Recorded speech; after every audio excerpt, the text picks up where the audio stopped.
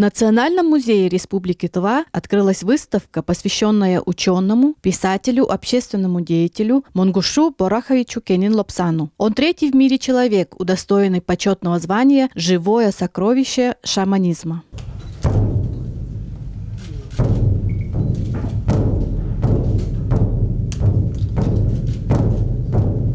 Выставку открыли под удары огромного шаманского бубна. Мощные звуки древнего атрибута впервые прозвучали в стенах музея. Как человек от неординарной судьбы, своеобразной жизни, особого мышления, он заслуживает того, чтобы в честь него звучали и барабаны, и фанфары, и различные музыкальные инструменты. Но самое главное, чтобы в сердце каждого из нас звучали его слова.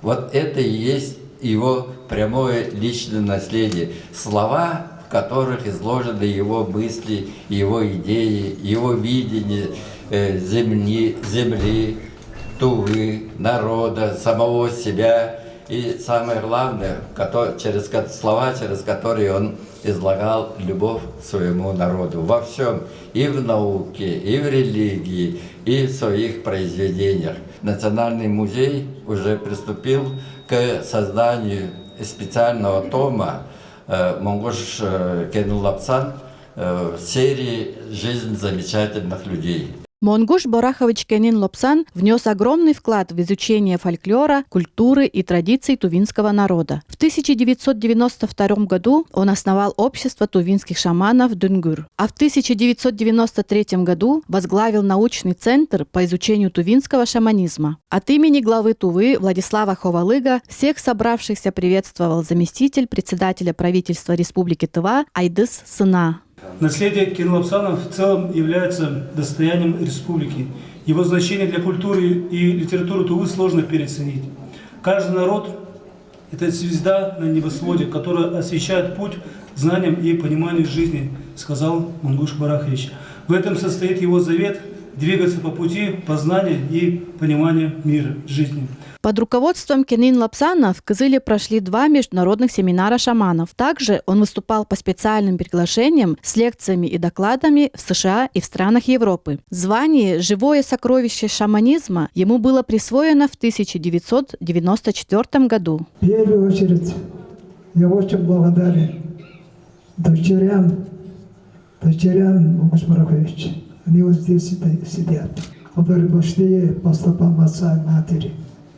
Отдают дань уважения своему народу. Теперь я должен сказать о том, что все-таки как получилось, что за человек, как я познал Монгуш Бораховича. Монгуш Бораховича мы узнали ученики школы номер 2 Чергон, Чертогон и Марталай. Мы пошли учиться, отдохнуть в парк культуры имени Костелла.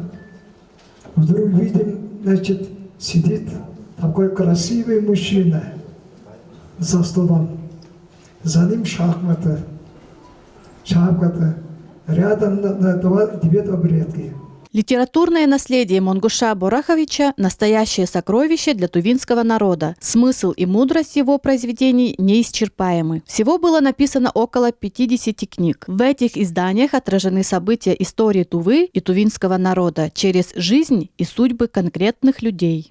За основу этой выставки была положена подлинные, уникальные и впервые выставленные предметы из семейного архива семьи Кенин-Лопсанов, предоставленные дочерью Анны Монгушевны Кенин-Лопсан. Это ордена в подлинном виде, представленные на витрине, можете увидеть. Ордена представляющие Российской Федерации, ну и также Республики Тыва. Например, орден Дружбы народов, орден Буяна Бадыргы 1 степени под номером 001. В данной выставке представлены более 150 подлинных предметов, орденов и медалей. Также впервые организована экспозиция личных вещей Монгуша Кенина Лобсана. Выставка, посвященная юбилейной дате, будет доступна широкой публике в течение года. Также планируется открытие дома-музея Кенин Лобсана, которое состоится в октябре 2025 года. Айлин Чаоду, РС Хавалы, Культеги Нашина, 108 канал.